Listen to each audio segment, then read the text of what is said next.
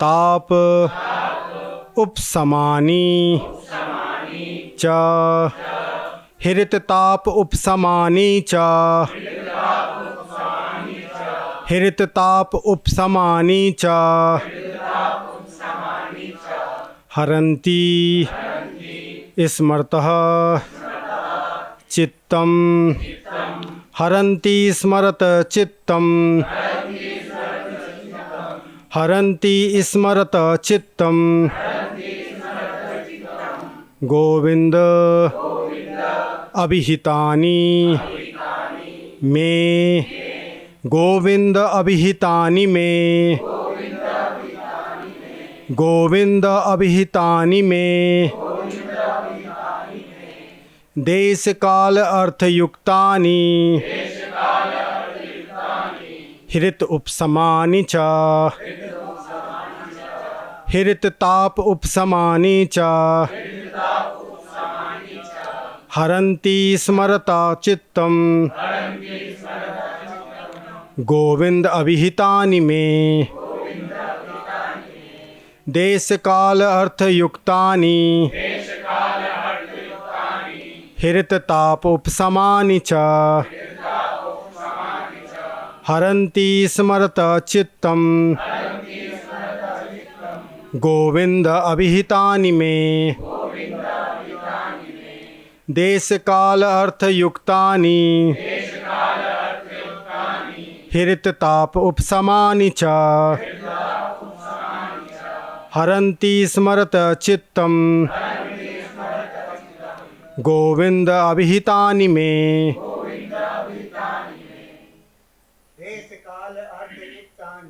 देश काल अर्थयुक्तानि हृत ताप उपशमानि च हरन्ति स्मरत चित्तं गोविंद अभिहितानि मे देश काल अर्थयुक्तानि हृत ताप उपशमानि च हरन्ति स्मरत चित्तं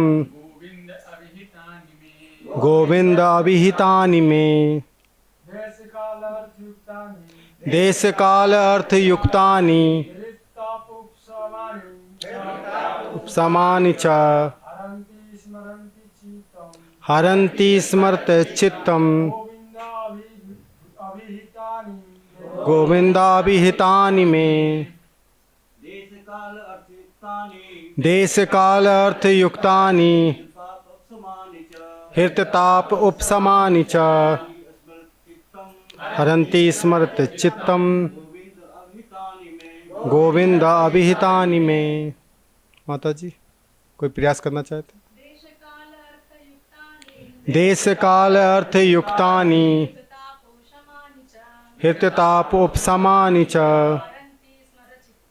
हरन्ति स्मरत चित्तं गोविंद अभिहितानि मे।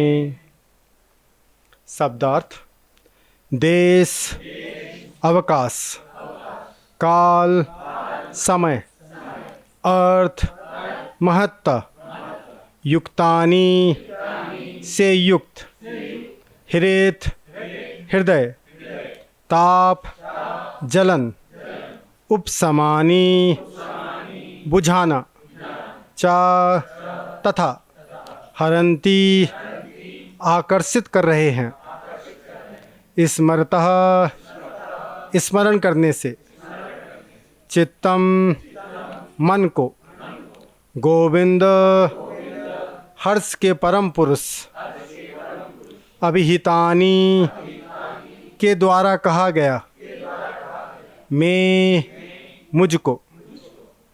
अनुवाद तथा तात्पर्य श्रील प्रभुपाद द्वारा। जय श्रील प्रभुपाद। अब मैं भगवान गोविंद द्वारा दिए गए उपदेशों की ओर आकृष्ट हूँ, क्योंकि वे देश काल की समस्त परिस्थितियों में हृदय की जलन को शांत करने वाले आदेशों से पूर्ण रहते हैं। अनुवाद दोहराएंगे।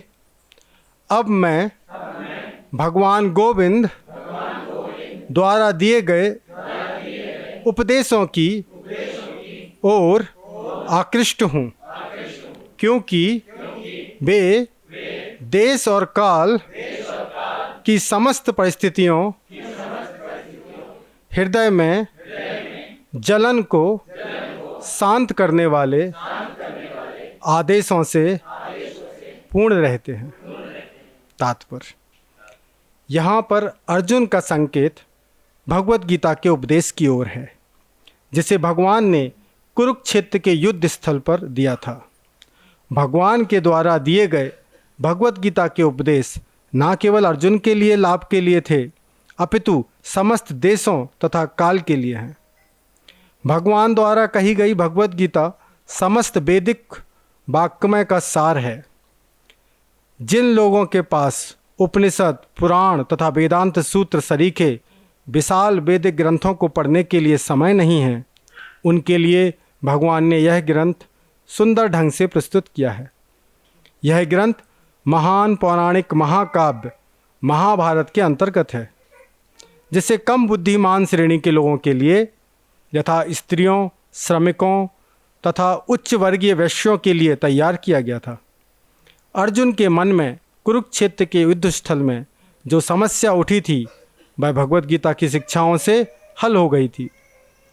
अब जबकि भगवान लोगों की दृष्टि से ओझल हो चुके थे और अर्जुन अपने पराक्रम तथा प्राधान्य को खोने जा रहे थे, तो उसने पुनः भगवत गीता की महान शिक्षाओं का स्मरण करना चाहा, क्योंकि वह लोगों को शिक्षा देना चाह रहा था कि न केवल समस्त प्रकार के मानसिक कलेशों से संतावना दिलाने के लिए, अपितु संकट उपस्थिति होने पर बड़ी बड़ी कठिनाइयों से निकलने के लिए भगवत गीता की शरण ली जा सकती है।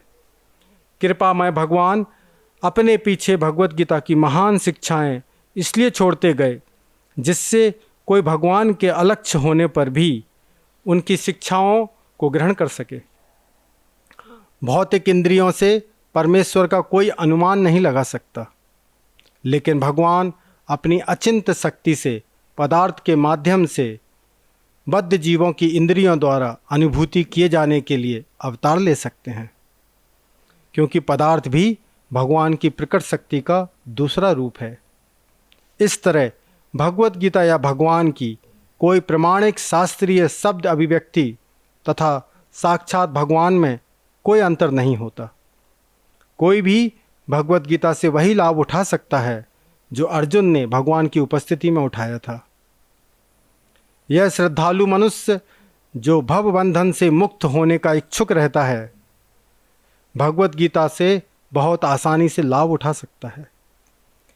इसी दृष्टि से भगवान ने अर्जुन को उपदेश दिया, मानो उसे उसकी आवश्यकता थी।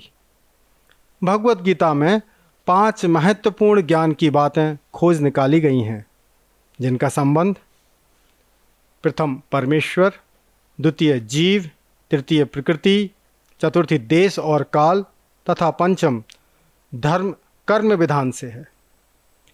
इनमें से परमेश्वर तथा जीव गुणात्मक रूप से एक हैं।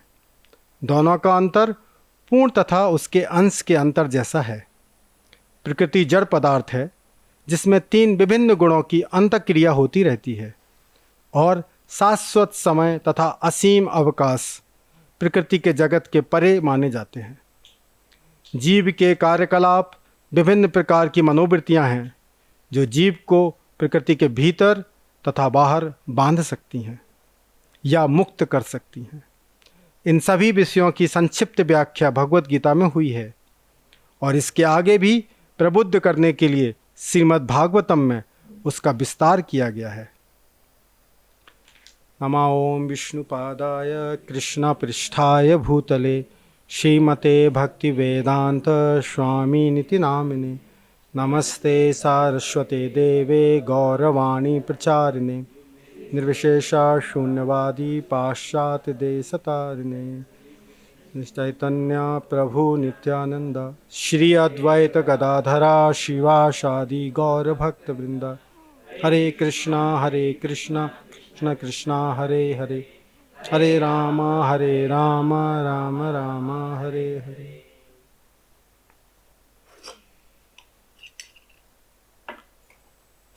सबको पता है क्या संदर्भ चल रहा है, किस विषय में बात हो रही है? कोई बताएगा माता जी की साइड से? क्या विषय चल रहा है भागवतम क्लास में? हर संडे को हम लोग आते हैं, सुनते हैं, तो क्या चल रहा है, क्या संदर्भ है? जो भी आपको स्मरण हो आप बता सकते हैं। पिछली क्लास में क्या सुना था या उसके पहले क्या सुना था?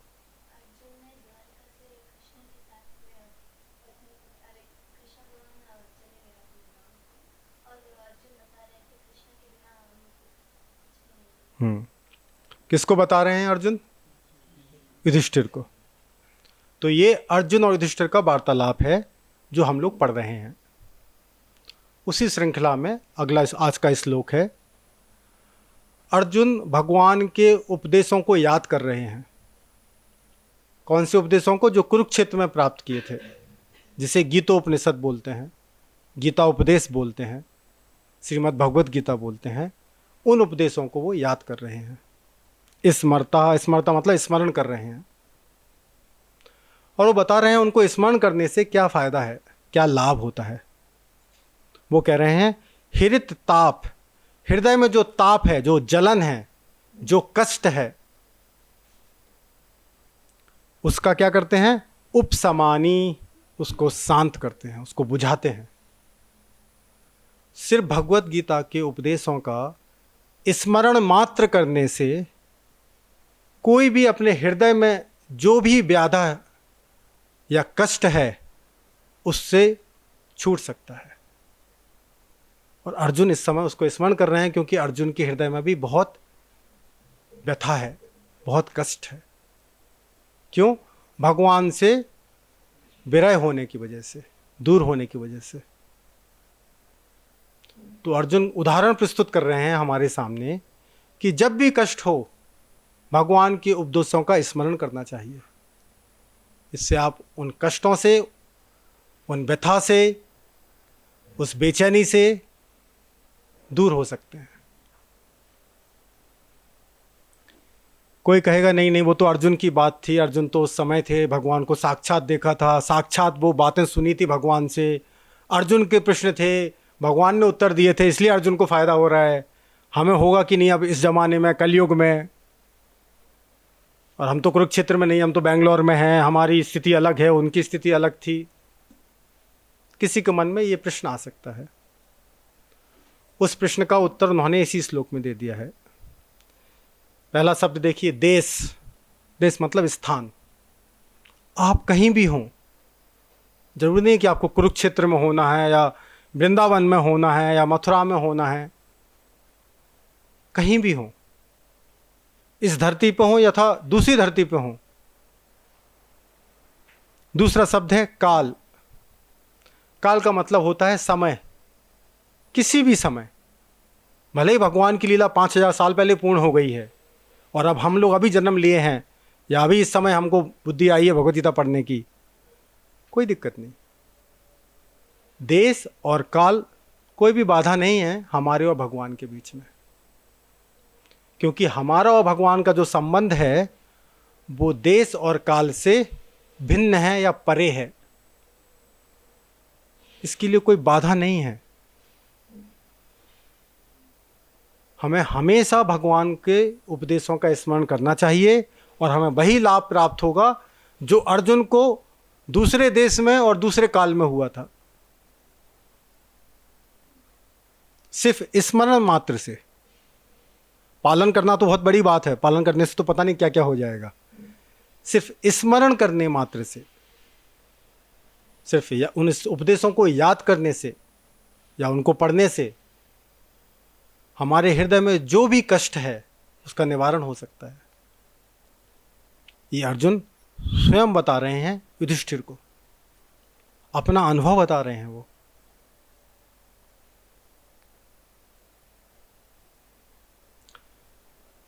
दुनिया में 3 प्रकार के लोग होते हैं। एक वो जो दूसरे के अनुभव से भी नहीं सीखते हैं।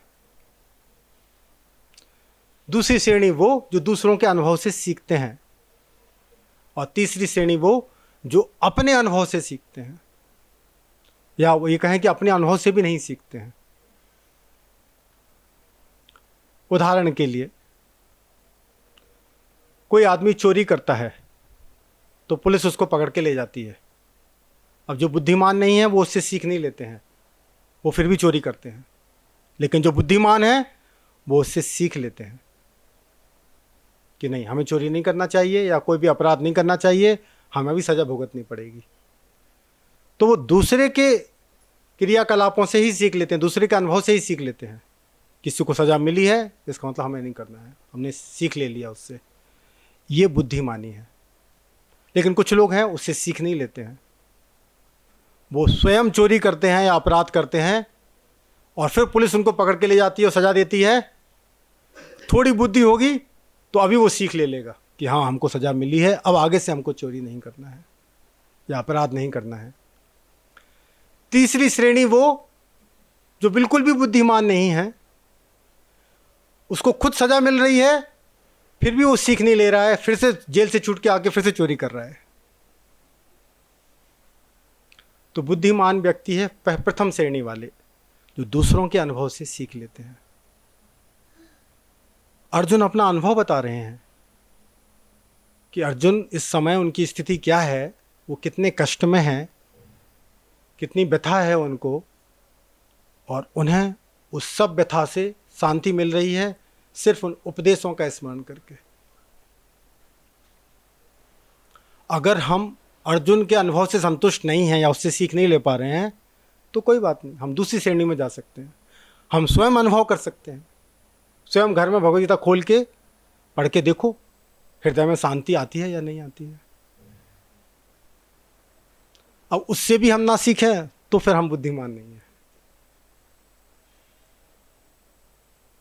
तो प्रयास करना चाहिए। शास्त्रों से हमें ज्ञान प्राप्त होता है, उसका अनुसरण करेंगे तो हमें वो लाभ भी प्राप्त होता है जो शास्त्रों में बताया गया है। क्योंकि जो शास्त्रों में बताया गया है वो अमोघ है। अमोघ का मतलब है वो गलत नहीं हो सकता है या वो फेल नहीं हो सकता है, वो असफल नहीं हो सकता है। क्योंकि शास्त्र किसी व्यक्ति द्वारा निर्मित नहीं है। अगर किसी व्यक्ति द्वारा निर्मित होते तो वो भी गलत हो सकते थे।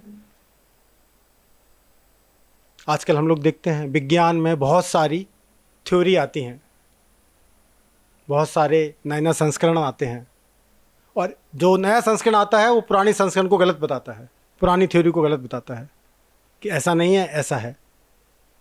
क्योंकि नई नई शोध होती रहती है और हर शोध में कुछ ना कुछ गलती होती है। क्यों गलती होती है?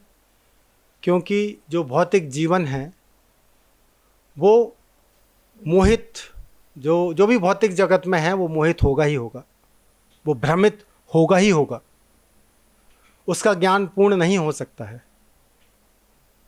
इसलिए शास्त्रों का ज्ञान लेना चाहिए या शास्त्रों का अनुसरण करने वालों का ज्ञान लेना चाहिए, उनसे ज्ञान लेना चाहिए। वो पूर्ण ज्ञान है।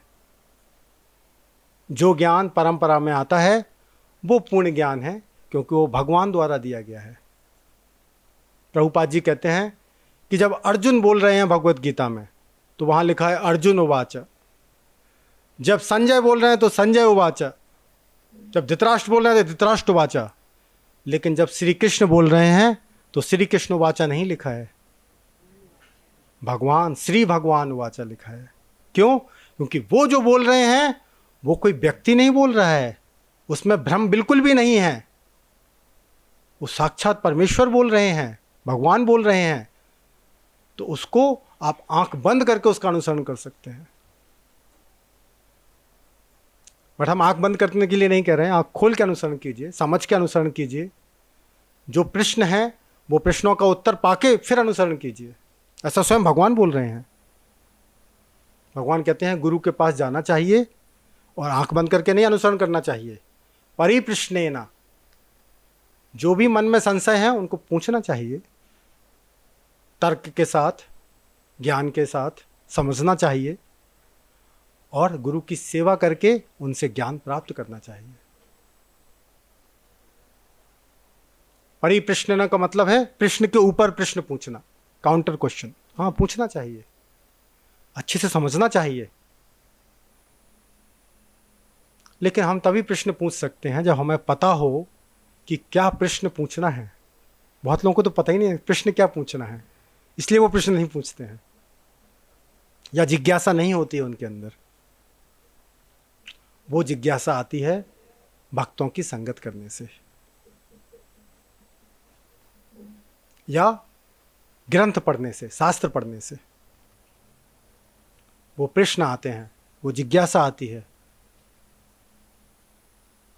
हमें पता नहीं आप लोगों में से कितने लोग अध्ययन करते हैं, लेकिन हमारा निवेदन है जो लोग नहीं करते हैं वो आज से शुरू करें। ये सब पुस्तकों का अध्ययन करने से हमें जिज्ञासा प्रकट होती है मन में, और उस जिज्ञासा के जो प्रश्न हैं वो भी उत्तर भी मिलते हैं, उस जिज्ञासा की पूर्ति भी होती है।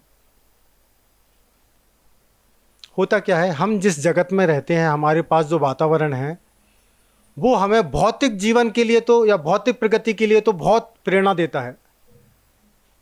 फलाने ने बड़ा घर ले लिया है, या बड़ी कार ले ली है, या बड़ी शिक्षा प्राप्त की है, तो हमें भी करना है, या हमारे परिवार वालों को करना है। वो प्रेरणा हमें मिलती रहती है आपस में। लेकिन आध्यात्मिक प्रगति के लिए हमें अपने वातावरण से प्रेरणा नहीं मिलती है। जब भी आपके रिश्तेदार, आपके मित्र आपसे मिलते हैं, कोई नहीं पूछता है कि भाई कितना भगवत गीता पढ़ रहे हो, कितना माला कर रहे हो, कितना सत्संग कर रहे हो, बैकुंठ जाने की तैयारी कैसी चल रही है, कोई नहीं पूछता है। तो वो प्रेरणा नहीं मिलती है हमें अपने वातावरण से। तो क्या करना चाहिए, हमें अपने वातावरण में भक्तों को शामिल करना चाहिए, ताकि जब हम भक्तों से मिलें तब हम बात कर सकते हैं कि हाँ भाई उन्होंने क्या पढ़ा है, हमने क्या पढ़ा है, उन्होंने कितनी माला की हैं, हम भी उतनी माला करेंगे। वो एकादशी का व्रत करते हैं, हम भी एकादशी का व्रत करेंगे। वो मंदिर जाते हैं संडे को, हम भी जाएंगे, है कि नहीं है। तो हमें इस तरह का वातावरण बनाना चाहिए अपने पास, जिससे हमें आध्यात्मिक जीवन में प्रगति करने के लिए प्रेरणा मिले। सब लोग थोड़ा आगे आ जाइए, पीछे जगह कम है।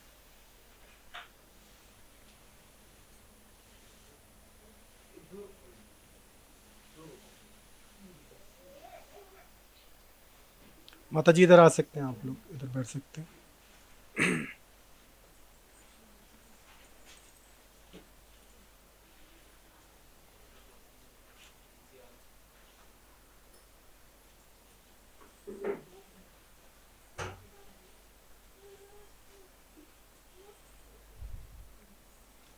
अभी प्रश्न ये आता है कि आध्यात्मिक प्रगति क्यों करना है, आध्यात्मिक जीवन में प्रगति क्यों करना है, या अध्यात्म का पालन क्यों करना है, या भक्ति क्यों करनी है। आप लोगों में से कोई उत्तर देगा, भक्ति क्यों करनी है, क्यों करनी चाहिए भक्ति। ओके, और वो उद्देश्य क्या है।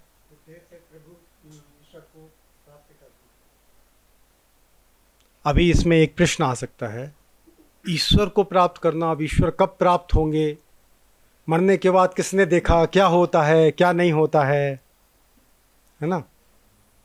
कई लोग कहते हैं, जो लोग भक्ति करते हैं, भगवान खुद बोल रहे हैं भगवत गीता में कि जो भक्ति करता है वो मेरे पास आ जाता है, उसे दूसरा शरीर नहीं प्राप्त करना पड़ता है। एक बार नहीं, कई बार बोल रहे हैं इस बात को। जन्म कर्म च मे दिव्यम एवं यो वेति तत्वतः त्वक्त्वा देहम पुनर्जन्म नैति। दोबारा जन्म नहीं होगा उसका, पुनर्जन्म नैति मामेति, मेरे पास आ जाएगा, मुझे प्राप्त कर लेगा। लेकिन लोग प्रश्न पूछते हैं कि जब हमारा शरीर पूरा हो जाएगा, हमें क्या पता हम भगवान के पास जा रहे हैं कि नहीं जा रहे हैं, हमारे साथ अच्छा हो रहा है या बुरा हो रहा है, कुछ होता भी है कि नहीं होता है शरीर पूरा होने के बाद, है कि नहीं है। तो भक्ति करने से क्या फ़ायदा, पता तो है नहीं कुछ होने वाला है कि नहीं होने वाला है। हम रहते भी हैं शरीर पूरा होने के बाद, या नहीं रहते हैं शरीर पूरा होने के बाद हम भी पूरे हो गए, मतलब कुछ भी नहीं है। ऐसे संदेह आते हैं लोगों के मन में। इसीलिए भगवत गीता के उपदेश शुरू करने से पहले भगवान ने शरीर और आत्मा में भेद बताया है, क्योंकि लोगों को वो नहीं सिखाया जाता है स्कूल में। और चूंकि वो नहीं सिखाया जाता है, इसीलिए ये संशय आता है। ये संशय आने का एकमात्र कारण ये है कि लोगों को शरीर और आत्मा में भेद नहीं पता है। उन्हें अपनी असली पहचान नहीं पता है। वो शरीर की पहचान को ही अपनी पहचान समझते हैं। इसीलिए ये संदेह आता है कि मरने के बाद क्या होगा, हम होते भी हैं कि नहीं होते हैं, अच्छा बुरा क्या होता है, कौन देख रहा है। इसलिए जब भगवान ने बोलना शुरू किया, पहले अध्याय में भगवान कुछ नहीं बोले हैं, जो बोले हैं सो अर्जुन ही बोले हैं।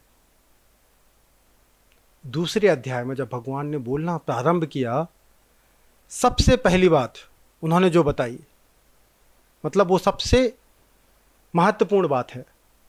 भगवान ने अपने उपदेश उस विषय से शुरू किए। किस विषय से? शरीर और आत्मा में भेद है। क्या भेद है वो बताया।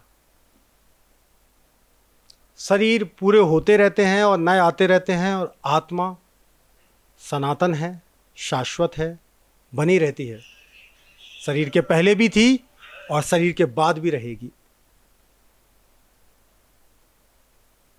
अब उस आत्मा किस अवस्था में रहेगी, किस गंतव्य पे रहेगी, वो हमारे हाथ में है। हमारे हाथ में मतलब आत्मा के हाथ में है।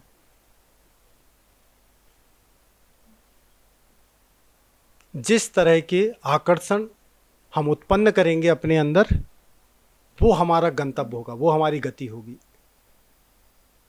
वो डेस्टिनेशन होगी। तो इसलिए भगवान कहते हैं कि मेरे प्रति आकर्षण बनाओ, मेरा स्मरण करो, मेरे बारे में विचार करो, मेरे भक्त बनो। इससे गारंटी है कि तुम मेरे पास आओगे। मन मना भव मद भक्तो मदयाजी माम नमस्कुरु।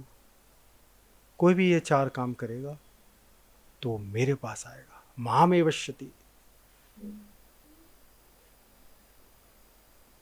फिर भी कोई इस बात को नहीं मानता है कि आत्मा होती है और मरने के बाद भी रहती है और कहीं जाती है, या अच्छे बुरे का कुछ फल मिलता है उसको।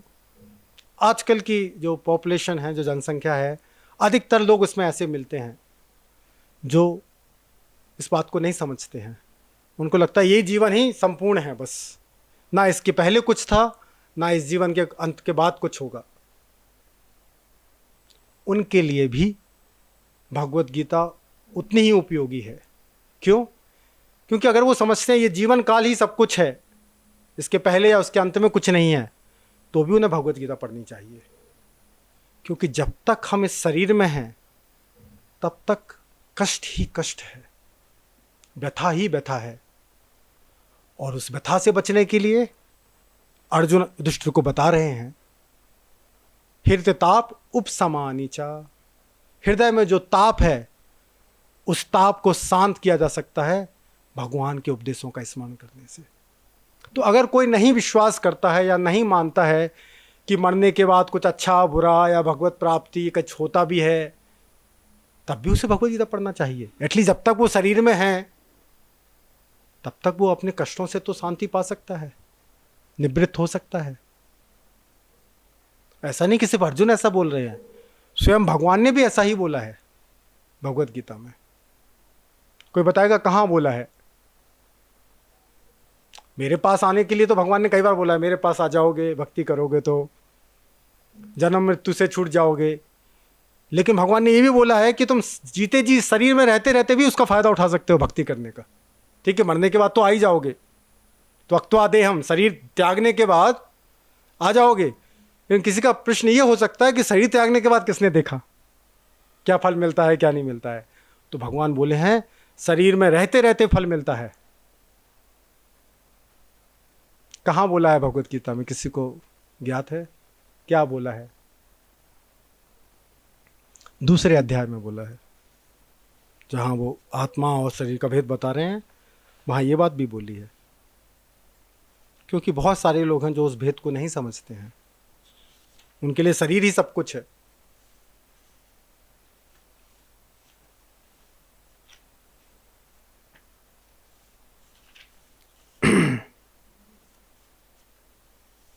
दूसरे अध्याय का 65वां श्लोक।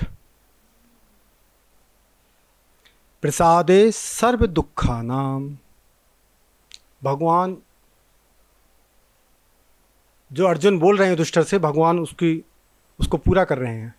अभी अर्जुन ने बोला ना कि हृदय ताप उपशमानी, हृदय में जो भी जलन है, जो भी कष्ट है, व्यथा है, वो सब शांत हो जाएगी। भगवान बोल रहे हैं प्रसादे सर्व दुखानाम, सभी प्रकार के दुख। हानिर्यस्य उपजायते। हानि का मतलब समझते हैं?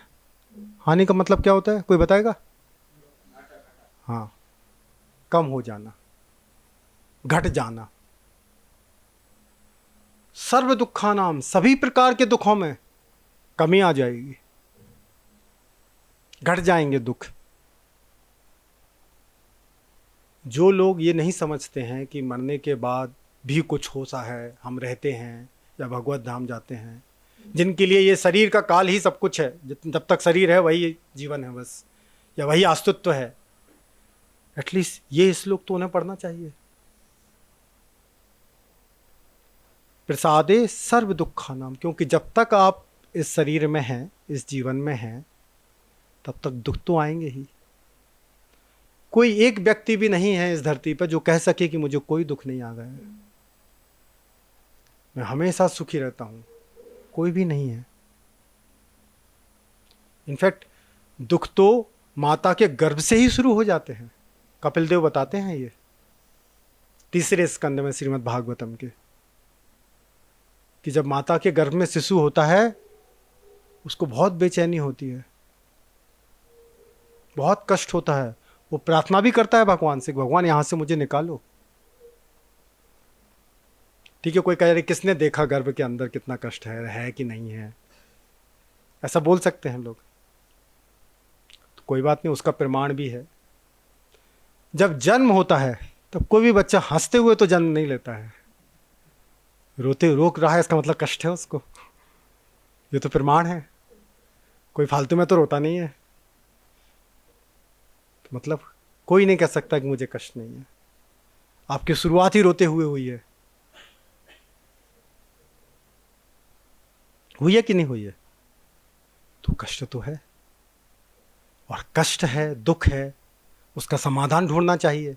लोग ढूंढते भी हैं अपने अपने हिसाब से, कुछ ना कुछ समाधान, कुछ ना कुछ प्लान बनाते हैं, विकल्प ढूंढते हैं। भगवान यहाँ पे एक शाश्वत विकल्प दे रहे हैं, एक अमोघ विकल्प दे रहे हैं जो कभी फेल नहीं होगा। हम लोग भी विकल्प ढूंढते हैं, प्लान बनाते हैं भांति भांति के, वो फेल हो जाते हैं, सभी प्लान फेल हो जाते हैं। भगवान विकल्प दे रहे हैं, ये प्लान फेल नहीं होगा। क्या? प्रसादे सर्व दुखानाम हानिर्यस्य उपजायते। आपके दुखों में हानि हो जाएगी। कैसे? प्रसाद से, भगवत कृपा से। प्रसाद का मतलब होता है कृपा। तो भगवत प्रसाद से, भगवत कृपा से अवश्य ही आपके दुखों में हानि होगी। जो लोग ये बात को नहीं समझते हैं कि भगवत धाम होता है, भगवत धाम जाना चाहिए, आत्मा अजर अमर होती है, हम रहेंगे मरने के बाद, ठीक है, कोई बात नहीं, एटलीस्ट उनको इसमें तो रुचि होनी चाहिए कि जब तक हम जी रहे हैं हमारे दुख कम हो जाएं। एटलीस्ट इसके लिए तो भक्ति करें कम से कम। सिर्फ इतना ही नहीं, भगवान एक और गारंटी देते हैं। दुख कम हो जाएंगे तो गारंटी है, एक और गारंटी है, प्रसन्न चेत सो ही आसो। आंसू का मतलब होता है तुरंत, तत्परता से। आप प्रसन्न चित्त हो जाएंगे भगवत कृपा से, भगवत प्रसाद से। आप तुरंत के तुरंत प्रसन्न चित्त हो जाएंगे। ऐसा नहीं कि 10 साल 50 साल भक्ति करना, ही इमीडिएटली। यही बात तो अर्जुन कह रहे हैं, हृदय ताप उपशमानि च। सिर्फ भगवान के उपदेशों को स्मरण करने से हृदय में जो ताप है वो शांत हो जाता है, हृदय में जो कष्ट हैं वो सब शांत हो जाते हैं, सबका निवारण हो जाता है। और भगवान उसकी पुष्टि कर रहे हैं यहाँ पे, प्रसन्न चेत सोहि आसो। आपका चित्त, देखिए यहाँ पे एक वर्ड है अर्जुन जो कह रहे हैं ना, उसमें भी चित्त वर्ड है। हरंती, अब हाँ देखिए, हरंती स्मरता चित्तम। है। इस श्लोक में भी भगवान कह रहे हैं प्रसन्न चेतसो, चेतसो मतलब चित्त। तो भगवान कह रहे हैं यस, चित्त प्रसन्न हो जाएगा। कैसे हो जाएगा? वो चेतन महाप्रभु ने बताया है। उन्होंने भी इस शब्द को प्रयोग किया है, चित्त को। चेतो दर्पण मार्जनम।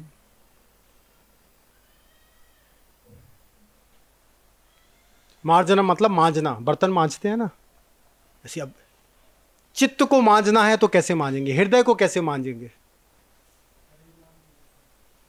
भगवत नाम लेने से।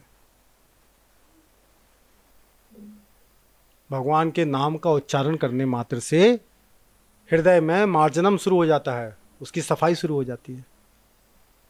एक्चुअली वास्तविकता में जितने भी कष्ट आते हैं वो हृदय में मैल होने की वजह से आते हैं।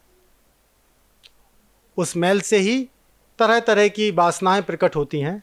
वो वासनाएं पूर्ति ना होना ही कष्ट कहलाता है। और जब वो स्वच्छ हो जाएगा भगवान का नाम स्मरण करने से, तो फिर कोई कष्ट नहीं होगा, सारे कष्ट शांत हो जाएंगे। यही बात अर्जुन कह रहे हैं और वही बात भगवान भी कह रहे हैं भगवत गीता में। एक और गारंटी भगवान दे रहे हैं, बुद्धि पर्यवतिष्ठते। बहुत लोग कहते हैं हमारी बुद्धि जो है वो सही नहीं चलती है, ऐसे अच्छे विचार नहीं आते हैं, दुखी रहते हैं।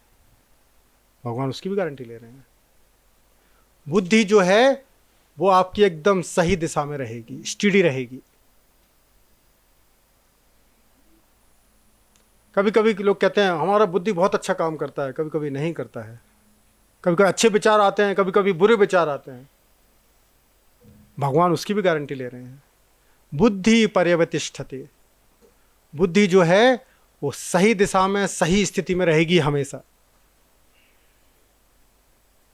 तो तीन चीजों के लिए भगवान कह रहे हैं, हानि होगी कष्टों में, चित्त प्रसन्न होगा और बुद्धि की स्थिति सही बनी रहेगी। कैसे?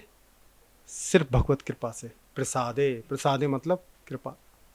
प्रसादे सर्व दुखानाम हानिर्यस्सुपजायते प्रसन्न चेतसो हि आसु बुद्धि पर्यवतिष्ठते। ये तो एटलीस्ट उन लोगों के लिए भी है जो लोग कहते हैं कि मरने के बाद क्या होता है, किसने देखा है। ये तो आप जीते जी देख सकते हैं, इसका अनुभव कर सकते हैं जीते जी। और सबके लिए लागू इसलिए क्योंकि सभी कष्ट में है, सभी को दुख है, इसलिए सबको अपनाना चाहिए ये उपाय। जो नहीं अपना पा रहे हैं क्योंकि उन्हें पता नहीं है। आपको पता है तो आपका ये ड्यूटी बनता है, कर्तव्य बनता है कि आप उन्हें बताएं कि ये उपाय है, ये विकल्प है, भगवान ने दिया है। इसीलिए चेतन महाप्रभु कहते हैं यारे देखो तारे कहो कृष्ण उपदेश। ये तो है उपदेश कृष्ण का। तो दुखी तो सभी हैं लेकिन सबको समाधान पता नहीं है।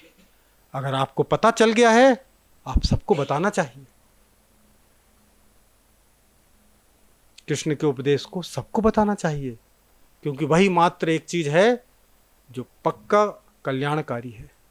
बाकी हम लोग बहुत सारे प्रोग्राम बनाते हैं, जरूरी नहीं है कि वो सब कल्याणकारी हों। हमें लग सकता है कि वो कल्याणकारी है।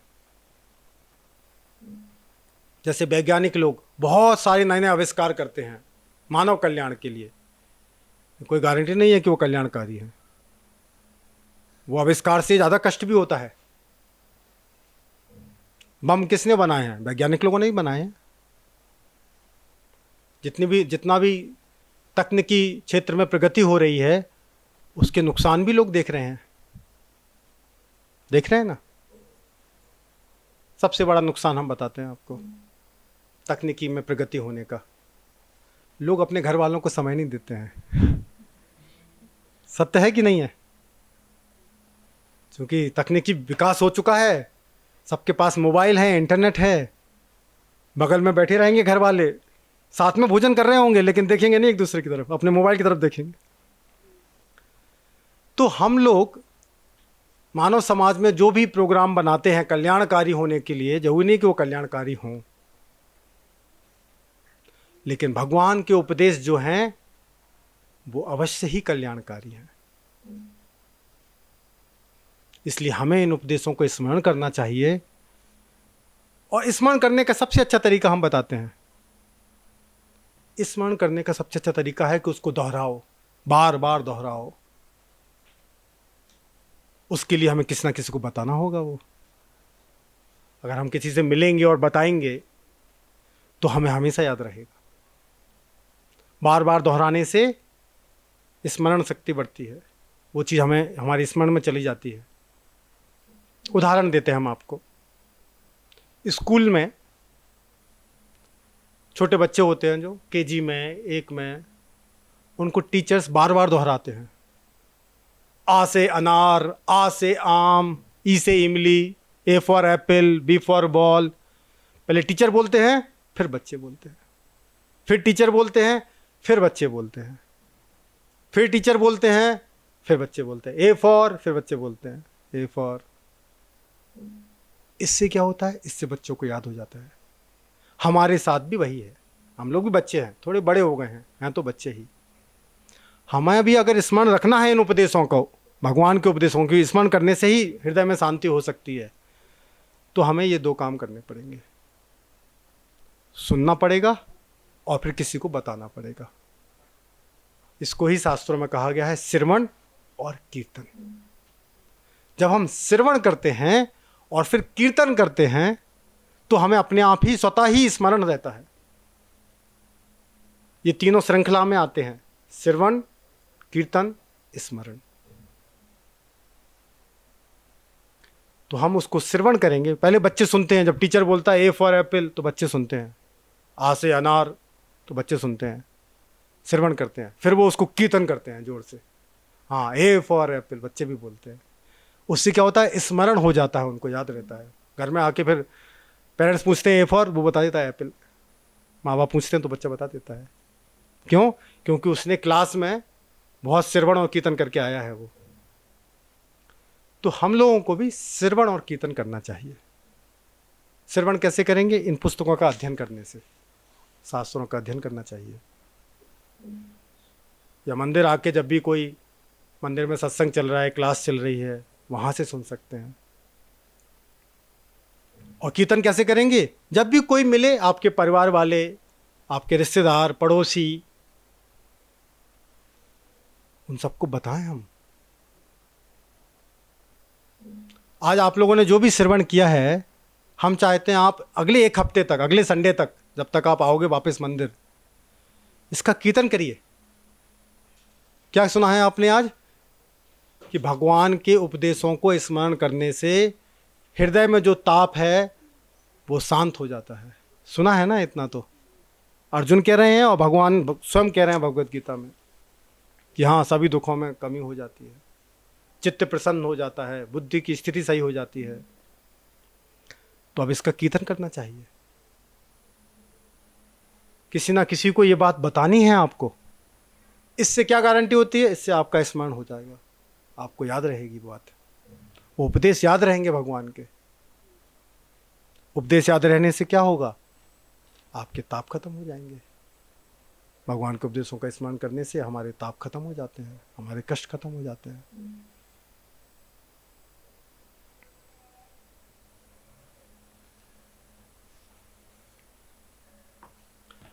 और ये हर व्यक्ति के लिए, हर स्थान पे और हर समय लागू होती है ये बात। कोई भी व्यक्ति हो, पढ़ा लिखा हो या अनपढ़ हो, सक्षम हो या सक्षम नहीं हो, कोई फर्क नहीं पड़ता है। आपको बहुत बुद्धिमान होने की ज़रूरत नहीं है, बहुत पढ़े लिखे होने की ज़रूरत नहीं है। भगवान का उपदेश सुनने के लिए या उसको किसी को बताने के लिए आपको कोई योग्यता की आवश्यकता नहीं है। भक्ति एकमात्र ऐसी चीज़ है जिसके लिए कोई योग्यता नहीं चाहिए है। हर जीवात्मा को भक्ति करने का पूर्ण अधिकार है, बिना किसी योग्यता के। बस एक चीज की आवश्यकता है, वो है हमारी तीव्र इच्छा कि हाँ, मुझे अपने जीवन के कष्ट दूर करने हैं, मुझे अपने जीवन के उद्देश्य को प्राप्त करना है, बस तीव्र इच्छा। क्यों? क्योंकि भक्ति कोई बाहर की चीज नहीं है हम लोगों के लिए, हम लोगों के लिए मतलब जीव मात्र के लिए। सभी प्राणी, सभी जीव भक्ति कर चुके हैं पहले, भगवत सेवा में लग चुके हैं पहले, अब भूल गए हैं, इसलिए नहीं लग पा रहे हैं। इसलिए स्मरण चाहिए है, और स्मरण आता है श्रवण और कीर्तन से। अर्जुन क्यों कह रहे हैं कि भगवान के उपदेशों को स्मरण करने से सभी कष्ट दूर हो जाते हैं? क्योंकि जब हम भगवत धाम में थे, वैकुंठ धाम में थे, हमेशा भगवत स्मरण बना रहता था हमें, और पूर्ण आनंदित रहते थे।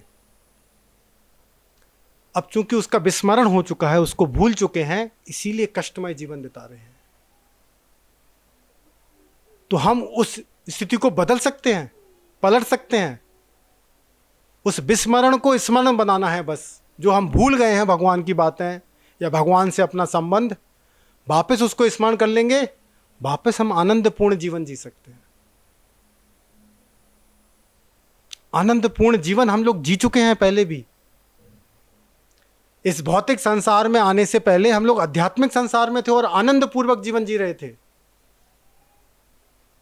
अनंत काल से। अब क्यों वो आनंद नहीं है फिर? क्योंकि हम लोग विस्मरण हो गया है, हम लोगों को भगवान से हमारा क्या संबंध है उसका विस्मरण हो गया है। तो इन उपदेशों को स्मरण करने से हमें अपना संबंध मालूम होता है भगवान के प्रति, और फिर आनंद आ सकता है जीवन में।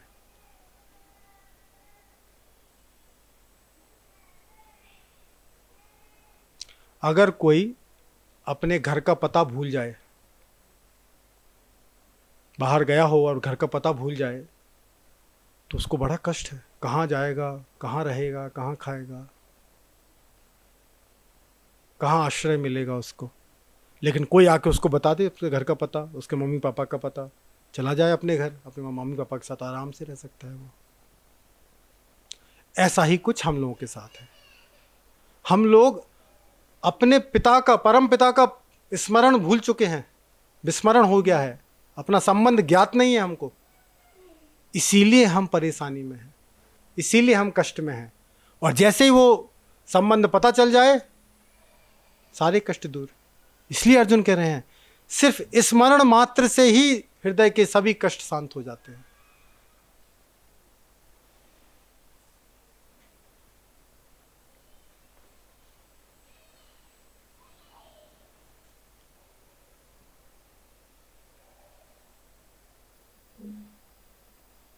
आप लोगों का समय हो गया है प्रसाद का। कोई प्रश्न है किसी को? जी।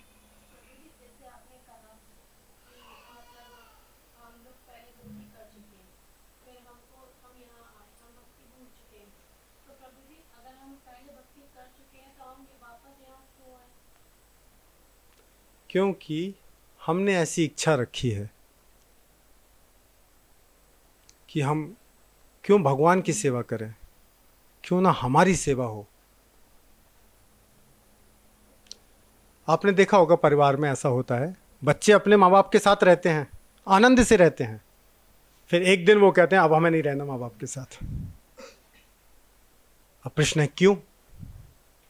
वही प्रश्न है इनका, माता जी का, कि जब हम वहाँ थे भगवान के साथ और भक्ति कर रहे थे, आनंद पूर्वक रह रहे थे, फिर हमने ऐसा क्यों निर्णय लिया कि यहाँ क्यों आ गए?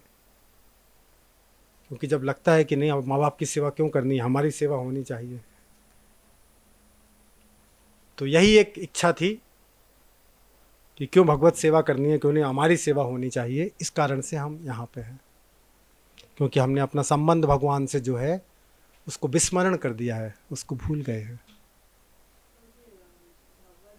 एक मिनट माता जी, आपको उत्तर मिला आपके प्रश्न का? कुछ और प्रश्न है?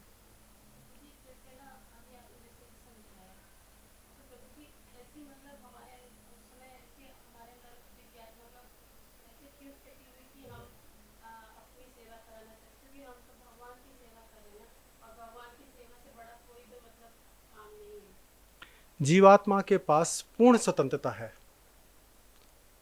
पूर्ण स्वतंत्रता का मतलब है आप कुछ भी सोचने के लिए फ्री हैं, बाध्य नहीं है। विचार दो तरीके से आते हैं। अभी जो हमारे पास अभी जो स्वतंत्रता है वो पूर्ण स्वतंत्रता हम अनुभव नहीं कर पा रहे हैं, क्योंकि हम लोग अभी माया के बंधन में हैं। अभी हमारे मन में क्या विचार आते हैं,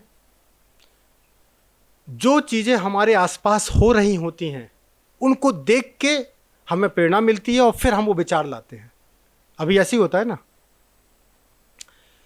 लेकिन जब हम माया के बंधन में नहीं हैं तब हमारे पास विचार लाने के लिए पूर्ण स्वतंत्रता है। जरूरी नहीं कि हमारे वातावरण में वो हो रहा हो तभी वो विचार आएगा। आज हमारी स्थिति ऐसी है कि जो हमारे वातावरण में हो रहा होगा उसी प्रकार से विचार आते हैं।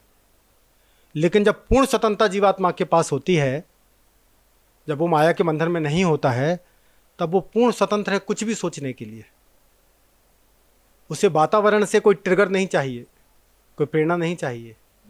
और जीवात्मा पूर्ण स्वतंत्र है, इसलिए वो ये भी सोच सकता है कि क्यों नहीं मैं स्वामी बन जाऊं। भले ही उस बात जिस वातावरण में वो था वहां स्वामित्व की बात ही नहीं आती है, वहां तो भगवान ही स्वामी है। लेकिन पूर्ण स्वतंत्रता का मतलब ही है कि आप वातावरण पर डिपेंड नहीं हो, आप पूर्ण स्वतंत्र हो कुछ भी सोचने के लिए। अब आज जब हम माया के बंधन में बंधे हैं तब हम वो पूर्ण स्वतंत्रता का अनुभव नहीं कर पा रहे हैं। हम वही सोच पाते हैं जो वातावरण से हमें प्रेरणा मिलती है। लेकिन जीवात्मा अपने वास्तविक स्वरूप में पूर्ण स्वतंत्र है कुछ भी सोचने के लिए, चाहे वो वातावरण के अंदर हो या वातावरण के अंदर ना हो। इसलिए जीवात्मा ने ऐसा सोच पाया है, उन्होंने ऐसा सोचा जीवात्मा ने।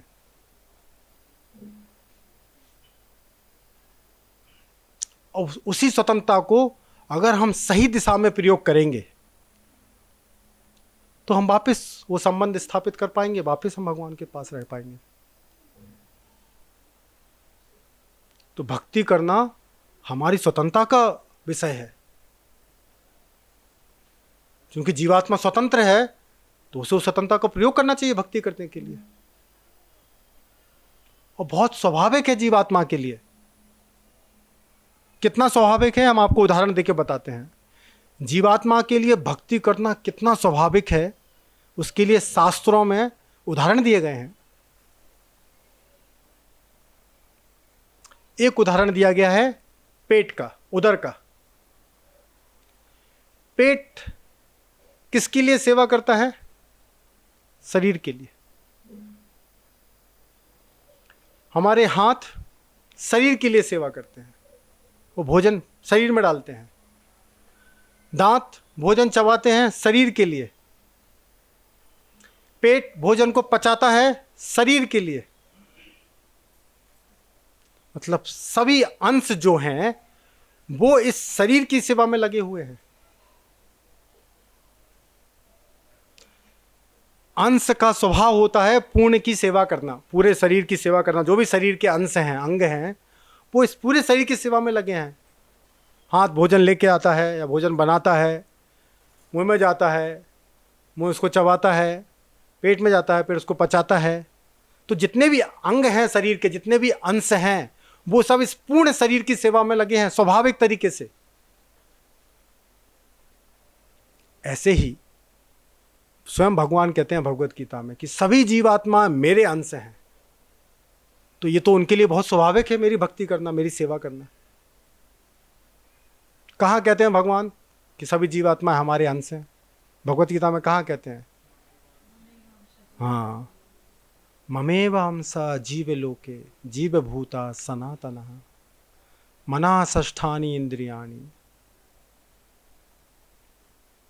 तो चूंकि हम भगवान के अंश हैं, हमारे लिए बहुत स्वाभाविक है भगवान की सेवा करना।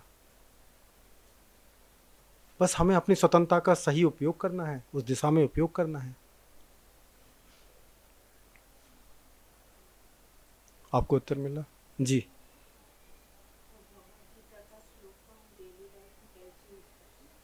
पहले तो उसको स्मरण करना सीखो। आज के श्लोक में बताया है कि स्मरण करना चाहिए। कैसे उसका पालन करना है ये आपका प्रश्न है, तो उसके लिए भगवान कहते हैं गुरु के पास जाना चाहिए। तद विद्धि प्रणिपातेन परिप्रश्नेन सेवया। गुरु आपको बताएगा। वो कैसे बता सकते हैं? क्योंकि उन्होंने सत्य देखा है, तो वो आपको मदद करेंगे कैसे पालन करना है। हाँ, प्रभुपाद जी जो हैं वो आपके सारे प्रश्नों के उत्तर दिए हैं। उनका अध्ययन करना चाहिए, इसीलिए तो अध्ययन करना चाहिए। अगर हम अपने जीवन में आधा घंटा भी नहीं निकालते हैं पूरे दिन में अध्ययन करने के लिए, तो हम अपने साथ नाइंसाफ़ी कर रहे हैं, अपने जीवन के साथ नाइंसाफ़ी कर रहे हैं। हम लोगों ने काफ़ी कष्ट उठाया है सिर्फ पढ़ाई लिखाई करने के लिए। हमें याद है स्कूल में, बच्चों से पूछो, मन मार के स्कूल जाना पड़ता है, और फ्री में नहीं, घर वाले पैसा भी खर्च करते हैं उसके लिए, ताकि हम सीख जाएं पढ़ना लिखना, अनपढ़ ना रहें, पढ़े लिखे हो जाएं, शिक्षित हो जाएं। फायदा क्या हुआ उस शिक्षित होने का अगर हम भगवत गीता नहीं पढ़ रहे हैं तो? माता पिता का सब पैसा भी डुबो दिया, और अपना जितना कष्ट उठाया स्कूल जाने का, होमवर्क करने का, वो सब सीखने का, लिखना पढ़ना, सब व्यर्थ है। हम उसका उपयोग कर रहे हैं, ऐसा नहीं कि नहीं कर रहे हैं, सिर्फ पेट भरने के लिए कर रहे हैं। ये तो कोई समझदारी नहीं है, क्योंकि जो नहीं पढ़े लिखे हैं वो भी अपना पेट भर रहे हैं, पशु और पक्षी भी पेट भर रहे हैं। तो हमने पढ़ने लिखने के लिए इतना कष्ट उठाया, जब हम दोस्तों के साथ खेल सकते थे या अपने भाई बहनों के साथ खेल सकते थे तो हमें स्कूल जाना पड़ता था, होमवर्क करना पड़ता था, ट्यूशन पढ़ना पड़ता था। इतना कष्ट उठाया सिर्फ पेट भरने के लिए। वो तो बिना पढ़े लिखे लोग भी पेट भर ही रहे हैं, वो तो पशु पक्षी भर ही रहे हैं। प्रभुपाद उदाहरण देते हैं हाथी का। हाथी अपना पेट भर रहा है बिना यूनिवर्सिटी जाके, बिना पढ़ाई लिखाई करके। तो आपका पेट तो बहुत छोटा है, उसका तो इतना बड़ा है, वो भर लेता है। तो पढ़ाई लिखाई करने का, शिक्षित होने का सबसे सही और सटीक उपयोग है या प्रयोग है शास्त्रों को पढ़ना, उसका अध्ययन करना। माँ बाप ने जितना पैसा खर्च किया आपकी पढ़ाई लिखाई पे, सब सार्थक हो गया फिर। या आपने जितना कष्ट उठाया, मन मार के स्कूल गए, पढ़ाई लिखाई किया, सब सार्थक हो गया आपका, सब सफल हो गया, अगर आप अध्ययन करते हैं शास्त्रों का तो। अन्यथा पेट भरने के लिए कोई पढ़ाई लिखाई जरूरी नहीं है। बहुत सारे लोग हैं जो अनपढ़ हैं और पेट भर लेते हैं।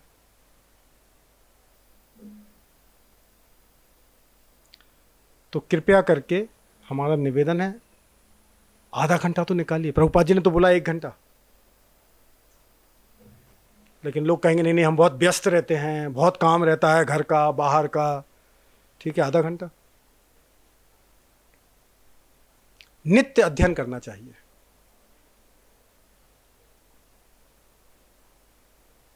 नित्य शास्त्रों का अध्ययन करने से सारे कलेश दूर हो जाते हैं, सिर्फ अध्ययन करने से। हम तो पालन करने की बात भी नहीं कर रहे हैं अभी,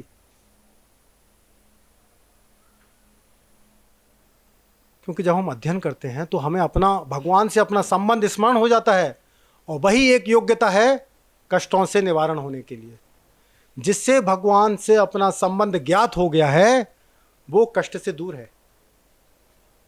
क्योंकि हम कष्ट से दूर तब थे जब हमें स्मरण था भगवान का, जब वैकुंठ धाम में थे, भगवान से अपना संबंध ज्ञात था। बस यही एक कारण था कि हमें कष्ट नहीं थे। और अगर आज वो स्थिति पैदा हो जाए, उत्पन्न हो जाए कि हमें भगवान से अपना संबंध स्मरण हो जाए, तो आज भी हम कष्टों से दूर हो जाएंगे।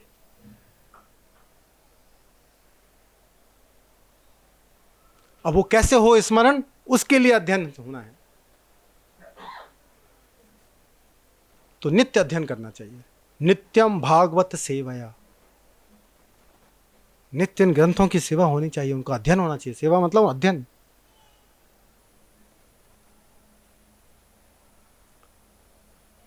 सब लोग पढ़ेंगे, आज से अध्ययन करेंगे, कम से कम आधा घंटा, 15 मिनट। 1 मिनट मत बुलवाना हमसे। ओके, कौन कौन नहीं अध्ययन करेंगे वो हाथ उठाएं। कौन कौन करेंगे वो उठाएं। अभी भी कुछ हाथ नहीं उठे हैं। क्या जाता है पढ़ने में? अगर पढ़े लिखे हैं तो क्या नुकसान है पढ़ने में? पढ़ ही सकते हैं 5-10 मिनट, 15 मिनट, आधा घंटा। जब आप पढ़ेंगे तब आप अनुभव कर पाएंगे कि हाँ, इन उपदेशों को स्मरण करने से हमारे हृदय में सही में जो ताप है उसमें शांति हो रही है। अभी तो अर्जुन कह रहे हैं अपने अनुभव से, आप स्वयं उस बात को अनुभव कर सकते हैं अपने जीवन में, करके देखो। जब हम प्रयोग करेंगे तो हमें परिणाम मिलेगा। अर्जुन प्रयोग किया है, उसको परिणाम मिला है, इसलिए वो कह रहा है। अब बारी है हम लोगों को प्रयोग करने की, ताकि हम भी उस परिणाम को देखें, उसको चखें परिणाम को। जैसे कोई बताए आपको, कोई एक रेसिपी बताए एक भोजन बनाने की या खीर बनाने की, मिठाई बनाने की, अरे ऐसे ऐसे बनाओ बहुत स्वादिष्ट होता है। उसने बनाया होगा अपने घर में, बताया, फिर बताया आपको, लेकिन आपको तो तभी स्वाद मिलेगा ना जब आप उसको प्रयोग करोगे, अपने घर में बनाओगे, तभी तो चख पाओगे। तो अर्जुन ने स्मरण किया है, वो बता रहा है अपना अनुभव कि हमारे हृदय में ताप था, वो शांत हो रहा है। अब आप लोगों को वो परिणाम चाहिए अपने जीवन में, तो प्रयोग करके देखो ना। और ये तो बहुत आसान प्रयोग है, हम तो कोई पहाड़ चढ़ने की बात नहीं कर रहे हैं आपसे।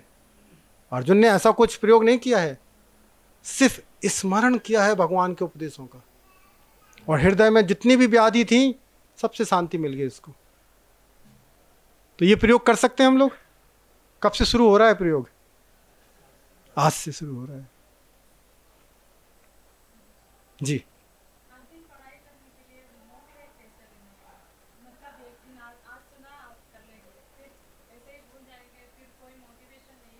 हाँ, तो इनका प्रश्न है कि प्रेरणा कैसे मिले अध्ययन करने के लिए, यही प्रश्न है ना आपका। प्रेरणा मिलती है वातावरण से। आप अपने वातावरणों में भक्तों को शामिल करो, भक्तों वाला वातावरण में रहो जितना हो सके, तो प्रेरणा रहेगी।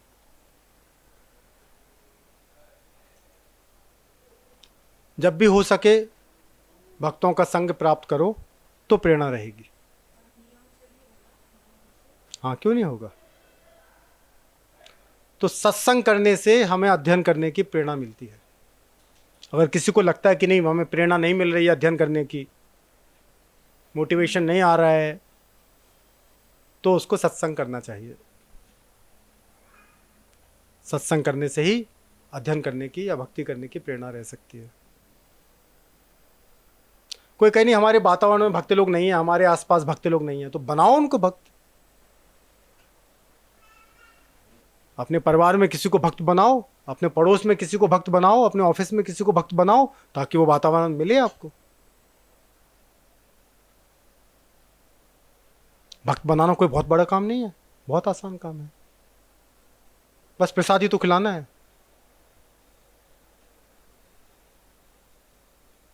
भक्ति जीभ से शुरू होती है, और जीभ के दो काम हैं, प्रभुपाद जी बताते हैं, एक प्रसाद चखना और एक भगवान का नाम उच्चारण करना। तो आप किसी को प्रसाद देते रहेंगे, वो उच्चारण करना शुरू कर देगा। इसके साक्षी हम सब भक्त लोग हैं। प्रसाद खाया है इसलिए भगवान का नाम उच्चारण हो रहा है, और इतना हो रहा है, ये दो काम हो रहे हैं, तो भक्त है वो आदमी।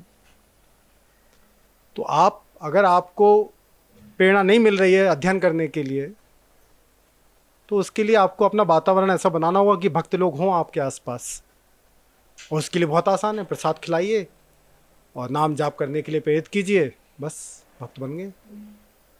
एक्चुअली जीवन में भक्ति बहुत सरल है, सिर्फ प्रसाद पाना है और भगवान का नाम का उच्चारण करना है। फिर अपने आप अध्ययन में प्रेरणा आएगी, मंदिर जाने की प्रेरणा आएगी, अपने आप, बाकी सब अपने आप आएगा। क्योंकि भक्ति जीभ से शुरू होती है। जीभ के दो काम सही हो गए, बाकी सब काम आ जाएंगे अपने आप। और आप लोगों को भी सिर्फ प्रसाद ही खाना चाहिए, दूसरों को प्रसाद खिलाना चाहिए तो अच्छी बात है। आपको अपने जीवन में जो प्रसाद नहीं है वो ग्रहण नहीं करना चाहिए। घर में जो कुछ भी पका हो या जो कुछ भी हमें परसा जाए, वो प्रसाद होना चाहिए, भगवान का भोग लगना चाहिए, तब हमें प्रेरणा बनी रहेगी भक्ति करने के लिए। कोई और प्रश्न है? ठीक है। श्रीमद् भागवतम की जय, श्रील प्रभुपाद की जय।